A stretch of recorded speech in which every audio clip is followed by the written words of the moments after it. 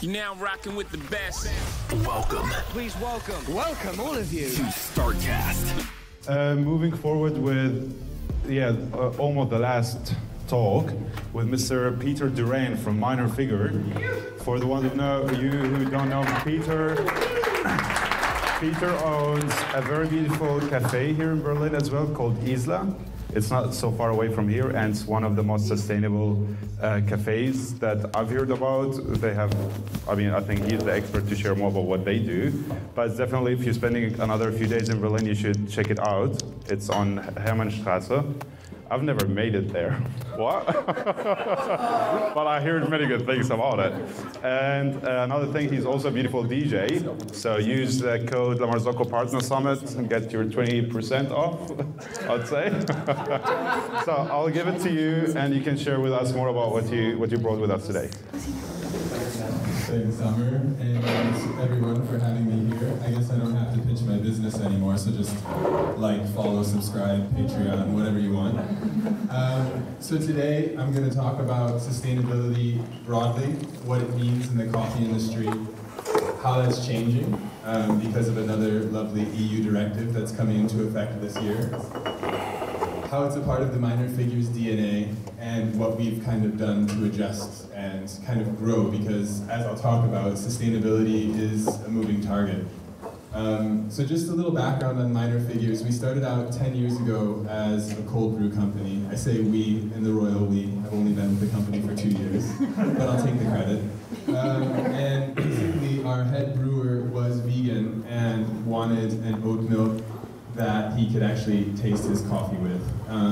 But he was also a big sustainability nerd. So from day one in the company, everything that we've done has been certified in some way. We've worked together with raw material, we're B Corp certified, we're for some products organic certified, climate neutral. So it's always been a part of what we do. But as I'll speak about, that's changing, and we're gonna have to change with that. So just an overview. I used to be a high school teacher, and I had this big broad overview of what sustainability means. I'm going to skip that. We'll make it a little bit more practical. And then we're going to talk about who or what does sustainability actually look like. Some companies, some certifications, how we at Minor Figures have traditionally done sustainability, and what we're going to do moving forward. And then hopefully a little Q&A and discussion from you all, because I'd like you to think throughout my talk here what this new EU directive and the changing nature of sustainability means for your business. I'm sure a lot of roasters here realize that climate change, this new EU anti-deforesting directive, have impacts on what you do and have made you kind of reassess how you source coffee, for example. So, to define sustainability, I'm going to click a bunch because I love the animations here. But basically, sustainability has a very long history of its development. And as you'll see, it started a long time ago, and throughout the years, based on certain things that have happened, it's become a little bit more precise, and it's become a little bit more broadly sweeping. It started out talking about living in deindustrialized societies, and then we realized our land wasn't really arable anymore, so we talked about crops and things being fertile, and then we talked about limits to growth and the fact that we all live in an economy that is based on constant consumption and constant production, but as we know, resources are limited. So how can we continuously grow if the pool that we're pulling from is shrinking? And then later on, the UN got developed and made the whole thing a little bit more professional and gave us pretty specific guidelines on all of the things that we should be looking at when we talk about sustainability. And this is, again, another very long list that I'm going to have to click through here. Oh wait, no, we did the definition first. So this is the newest definition, and I think probably easiest to understand. And the way sustainability is defined is it's a social goal for people to coexist on Earth for a long time. So what do we need to look at broadly? It guides us here. What does this mean in practice? So indicators, what are the things that we can measure in our own businesses that tell us whether we're acting sustainably or not? And how do we evaluate it, or the scientific word operationalize? So how do we measure it? CO2 output, deforestation, the hectares that have been deforested, things like this. And there's always these pictures that are used to kind of illustrate that there's a tension, right? There's a tension between being a social actor, between being an environmentally friendly actor, and an economic actor. And if we have too much of an emphasis on any one of these, if we're paying our people great, but in order to pay our hourly workers, let's say 18 euros an hour to be a barista, that means we're charging 6 euros for a cappuccino, right? Fewer people through the door, it means you're not an economically sound actor. And so, as you see, there's always going to be a tension between these different things in order to be sustainable as a business in the coffee industry.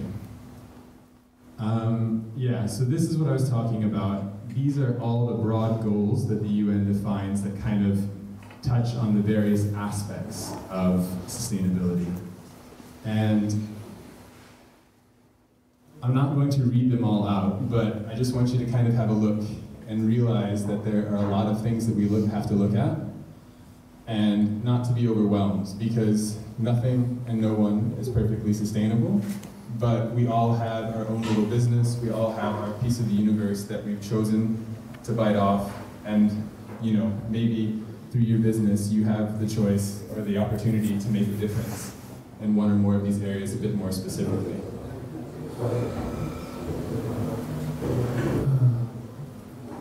A lot of clicking.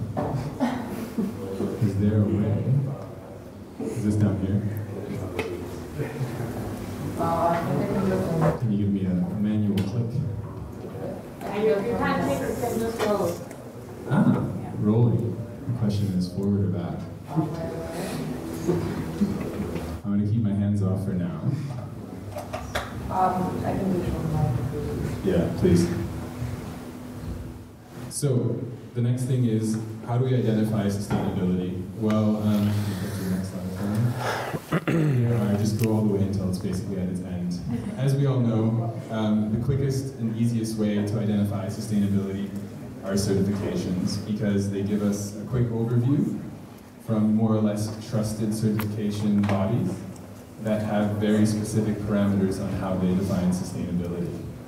And this, I mean, we all might have different opinions on these, but the reason they're important is that they're easily recognizable by customers and by companies that have sustainable procurement policies. So if any of you are roasters and want to grow your business, you know that moving from a couple nice cafes in your city to supplying an office or some kind of group that has a sustainable procurement policy, meaning that a certain number of their goods have to come from certified sources, these start to become really important. And they're really important because, yeah, transparency is great, and yeah, more direct relationships are great, but someone has to take you at your word, and that conversation takes time, and that conversation takes effort. And that becomes a big factor in your ability to be able to communicate to potential customers on how sustainable you actually are. So these obviously vary in quality. You have some that are big and recognizable and very transparent about the way they do things, like B Corp. You have ones like Fair Trade that, for good reasons, have come under a bit of scrutiny from the coffee industry. There are obviously benefits and downsides. And you have ones that are like the MSC that are a little bit less believable, from my view, because they were co-created by the businesses that certify themselves with them. I'm talking about Iglo and Unilever, who worked with the WWF to create the MSC to certify their fisheries as sustainable. So when looking at these kind of certifications, it's important to realize who's behind them. Yeah, so communicating sustainability. If you click once more, it might give me, yes, there we go. So in June, there is going to be a new directive that comes from the EU level. Thank you, bureaucracy. And it is called the EU Green Claims Directive. And basically, it's an anti-greenwashing legislation. And what it means for us as businesses that are trying to do things more sustainably is that we have to prove every single claim that we make. We're no longer going to be allowed to use wishy-washy language like eco, green, all natural, direct trade. these words won't be allowed anymore. They have to be certified and verifiable. And there will be a process for that. And historically, that's been a big part of the way specialty coffee talks about the way that we source coffee, right? We have relationships with the farmers, we know how they work, but how well do we actually know that they work, you know? Like, who has those resources to really spend that much time with the farmer? Who of us have the kind of special knowledge that's necessary to know what organic agriculture looks like, deforestation looks like, if they're paying people properly? And so this is the logic that's behind this. So yeah, there will be detailed requirements for substantiation, communication, meaning what you put on your package or your social media, and it will be enforced with fines and things like this. And it's also encouraging businesses to take a more life cycle perspective. So if you want to certify a product, you can't look at one specific phase of that product's journey, but you have to be able to talk about its entire life cycle from the source to where it's served. Yeah, and I think, I guess my big fear, and it's not that unsolicited because I'm standing here, is that every business out there that has some kind of sustainability claim needs to really reassess and look deeply into how you're doing this and be pragmatic on getting yourself certified or finding out how you can make these claims actually valid. So yeah, until now, these have been Minor Figures sustainability communications. We've claimed to be carbon neutral, plant-based, and barista standard. The latter two you can forget, but the big one here is carbon neutral. And you can click through the next one for me, and this is out of order animation. Anyway, the way we've done climate neutral in the past is that we've worked with Climate Partner at the bottom, and they've helped us choose various projects outside of our company where we would compensate our CO2 output from our production process by investing in things like clean cook stoves, shade-grown coffee, these types of things. And that's great, and that's a start, but what you'll notice if you look a bit closer is it doesn't actually ask us to change our own business. It allows us to continue causing environmental damage while asking those who earn less than us to make the changes on our behalf. Yeah, and we've also, I mean, you can't really fudge organic unless you know some specific cases, but they are very, as we learned from Joel, very stringent about that. And we also work with B Corp, which in my mind is probably for bigger companies one of the best sustainability certifications out there because it's thorough, it's well recognized. Reputable companies like Patagonia use it. A lot of names in my head, but I've forgotten them now. I had a beer, excuse me. Yeah, so I want to talk to you a little bit about B Corp.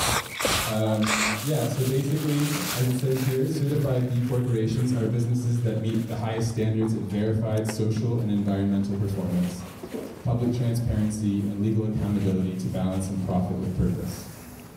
In order to become a B Corp, and I had the pleasure of doing this audit, it is 200 questions that you complete with an auditor from B Corp themselves. And you need to achieve a score of 80 or more to get your B Corp certification. And as of this year, you need to improve year over year. So if you score 80 in your first year, and you don't score 81 in the second year, your B Corp certification is revoked.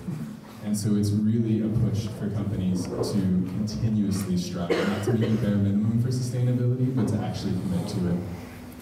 And a part of B Corp is also taking all stakeholders into account. So stakeholders being the people that have some kind of interest in your business, whether those are the people that work for you or the people that are your customers.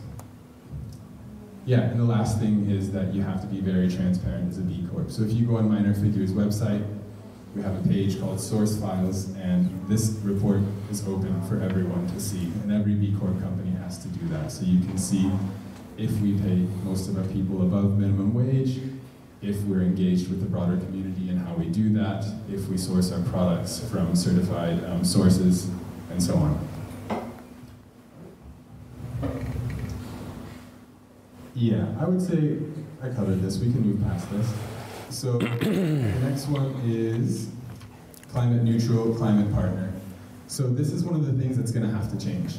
We're not going to be allowed to call ourselves climate neutral anymore. That language will change, because in order to be climate neutral as a business under the new EU Green Claims Directive, you will have to do a majority of your carbon offsetting internally, which is called carbon insetting. So you'll have to make those changes to your own business.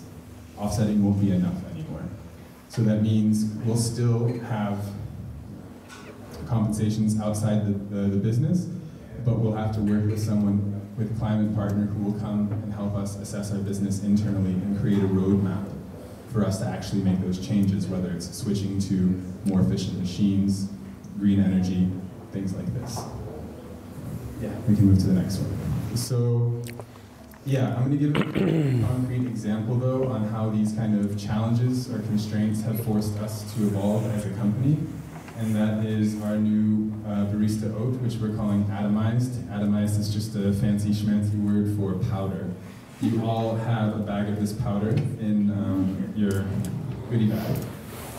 And basically, we took a critical look at our product, and we had to think, okay, we know this is much less negatively impactful on the environment than cow's milk, but how can we make it better? What is the biggest impact that this has on the environment? And it was the shipping and the materials. The biggest, the most present ingredient in oat milk is water, obviously. Yes, please. Quick question. Is it not very energy intensive to reduce the already fluid product back to a powder? Correct. Yes, so very good question. This is why we did a life cycle analysis, and why we also don't start with a completely liquid oat. So most oat milks are made in the way that we take an oat base, the oats and some other enzymes. They're broken down and they're either turned into a syrup or a porridge, and then you use water to bring them up to the desired consistency. We never use water. They stay in the base form. So, yeah, that's how we avoid that energy. But very good, and like that's kind of the comprehensive thinking we have to have on this kind of stuff. So, good question. Yeah, so 85% of the weight of the thing that we're shipping around the world is water, and so we remove the water from the product. But yeah, that's actually probably the best slide. So the next one was the packaging. Tetra Pak has on the thing that it's recyclable, but it's 4 different materials, and it's burnt in most places. It's just incinerated for energy. And so we decided to use LDPE4, which is one of the most easily recycled plastics on the market, and it's recyclable in every market that we're present in. So lighter, it's more recyclable, less CO2 output from that. But what it also means, because we're not shipping huge pallets full of Tetra Paks, is that we have 89% fewer deliveries, 70% fewer, I don't say lorries, I'm American, we say trucks. Trucks needed to move the pallets, and then just less packaging waste in general. So I think everyone here who's been a barista knows that the bins fill up very quickly with all those Tetra Paks. This takes up a lot less space. One of these bags has 200 grams of powder in it. When you fill it, it's 2.1 liters. We're changing this to 2.5 liters. Just to kind of give an example, we send boxes that have 50 pouches in them. That's 105 liters of oat milk. 105 liters of oat milk is 16 and a half Tetra Paks, crates of Tetra Paks. And we all know how much space that takes up in a cafe. The box we send could fit on this chair, and it's this high. So from a spatial perspective, it's also great. But there's also a commercial proposal that allows us to reconnect with roasters and cafes as partners. And if you could go back, maybe we'll go through it together, if you don't mind being my... Yeah, so if you click, I think if you click, there should be a link under this,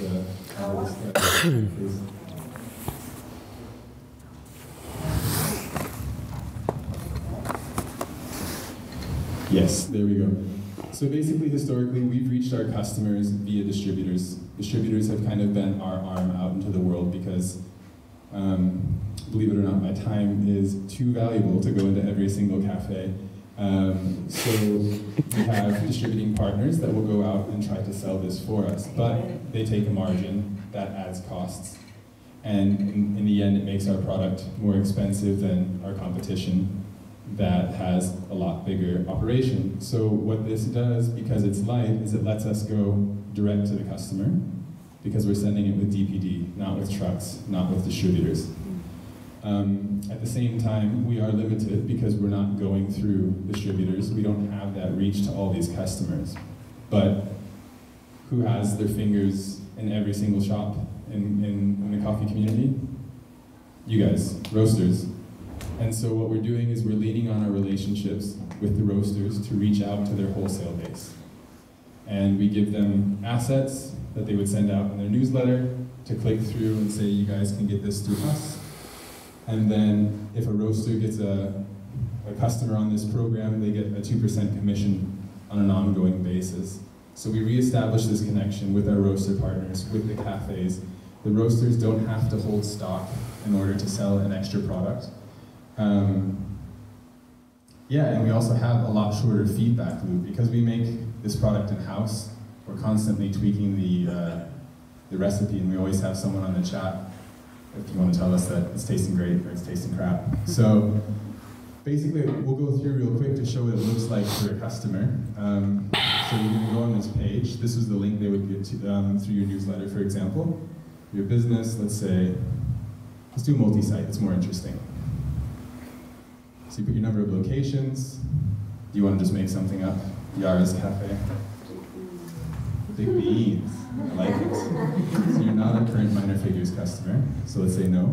Oh, It's fine, it's fine, it's not a big deal. All right, so then here we ask, how much per site do you use? So let's say like the average cafe uses around 40 to 50 liters of oat milk a week. Let's do 50. And then we go next. And then we ask customers, just out of interest, what's the most interesting thing about this product for them? Is it earth, space, time, or cash? Cash. Who doesn't like money? Where are you based? So yeah, just say Germany. Because, as you're all going to ask me, this isn't available everywhere yet. This is just in German-speaking countries at the moment. September is the big launch. Germany. What? Yeah, just scroll down. It's not in there. Oh, there you go. There we go. Gotta capitalize it. Germany with a capital G. Cool. So then we just ask for, this is so we can send information directly to the customer. This basically creates a subscription. That's what's happening here. So can you just put in your La Marzocco? Yeah. I'll sell you some oat milk. You can also put in Yara at Big Beans. It won't reject it. It's a fake email. All businesses would be VAT registered, so well, doesn't matter. Ah, see, there we go. Go back. Tell them you're VAT registered live. So if you go back at the bottom, you see there's little buttons here, and then just, are you VAT registered? Or whatever. No, you have to go to no, and then just make it a yes. Okay. And then it'll work. So get results. And the first thing we send are customized sustainability statistics for each cafe that this calculator has been done for, because a lot of cafes want to communicate this thing to their customers. And so we give them how much they save per year in packaging CO2 per location.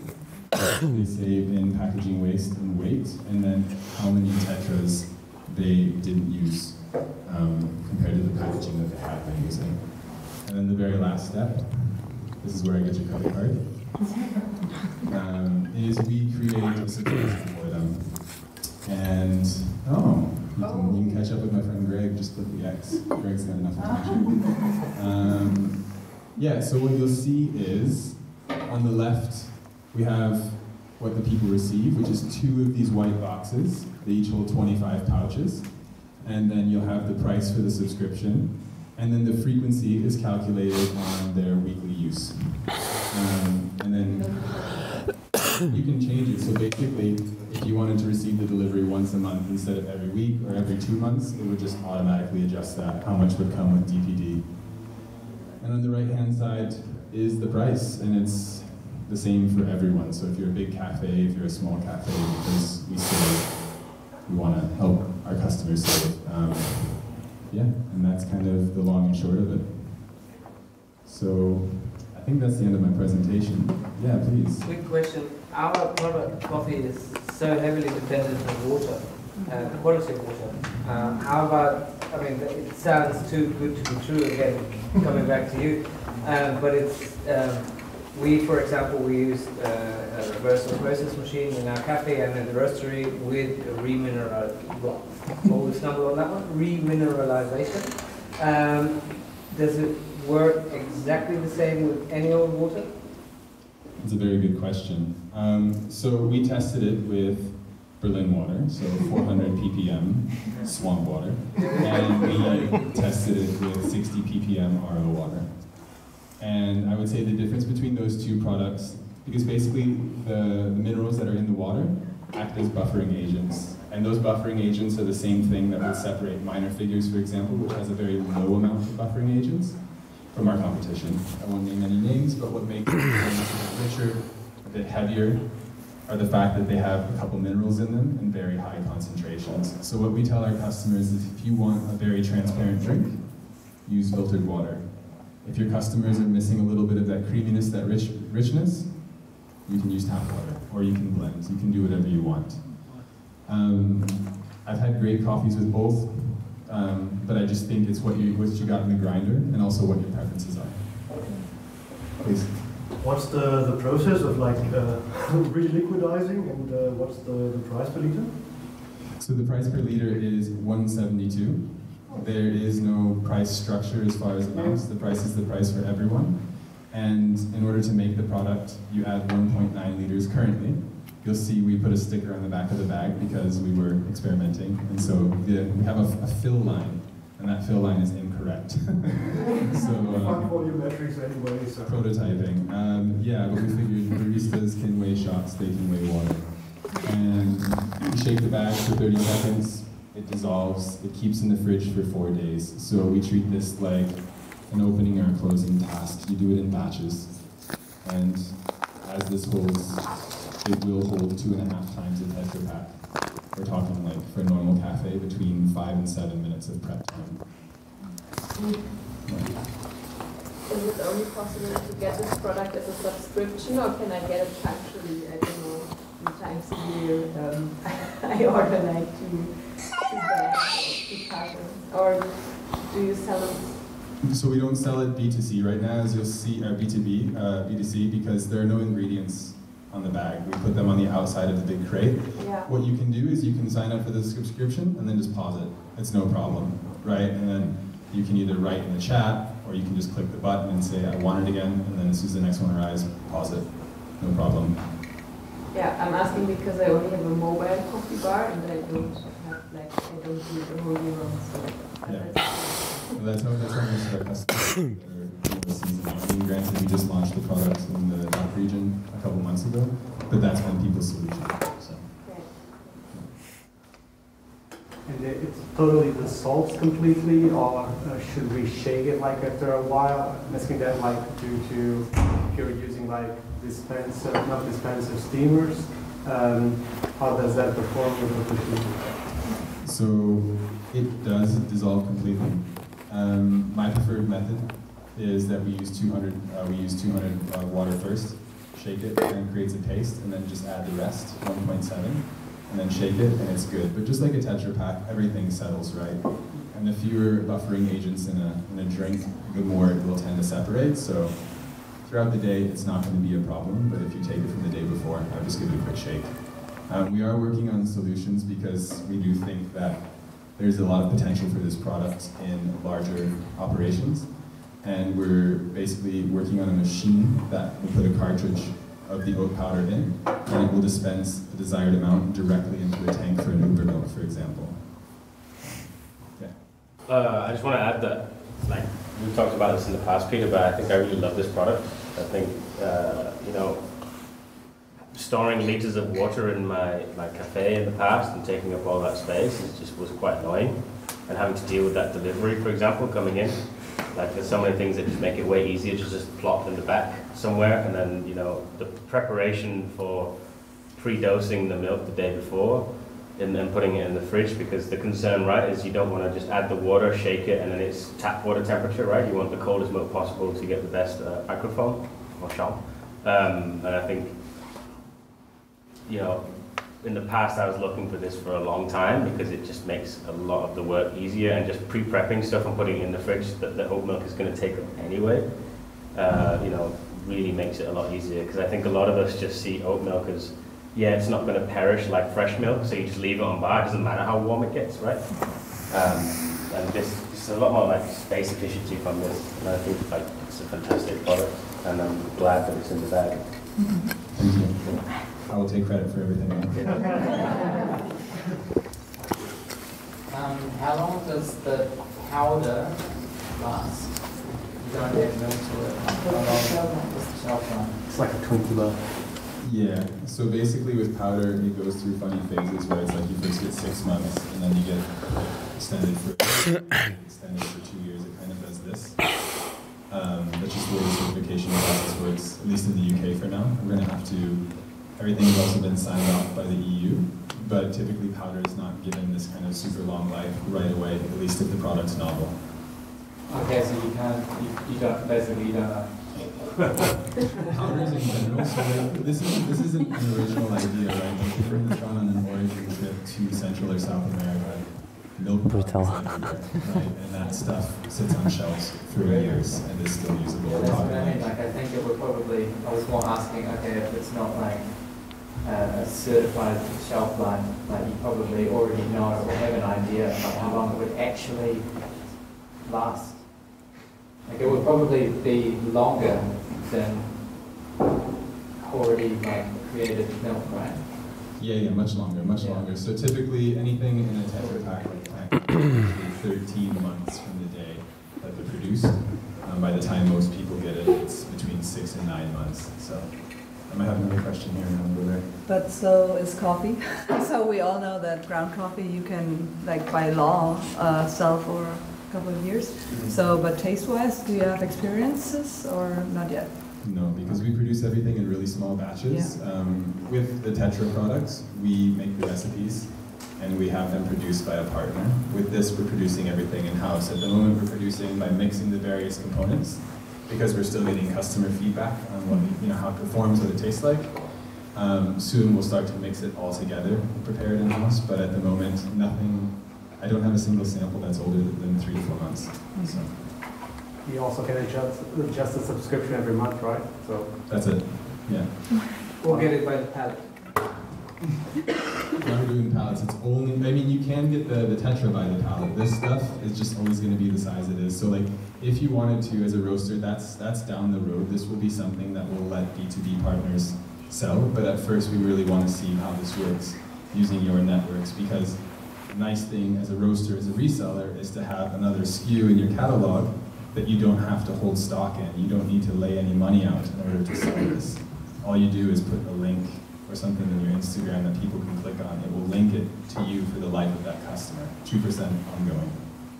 So, sorry, you've been patient. Thank you. My question is for like automatic machines, the topping. Would that work as a oat topping in an automatic machine? What kind of topping do you mean? Can you explain? Like you have the choc and the milk topping in the automatic machines. Yeah, we've been testing. We've tested with Shimbali, Eversys. Sorry to mention those names. But because La Marzocco is such a high quality company, they don't deal with any of that bullshit. We're talking about McDonald's here, not yes. There are applications that we're testing because obviously, like, some people have to go to the machine and press a button at the office, and those people also want oat milk. So, yeah.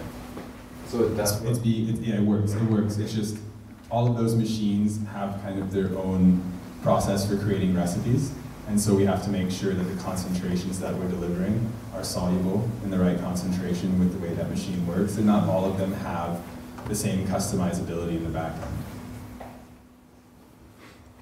All right. Thank you very much. Thank you. Thanks for listening to this episode of StartCast.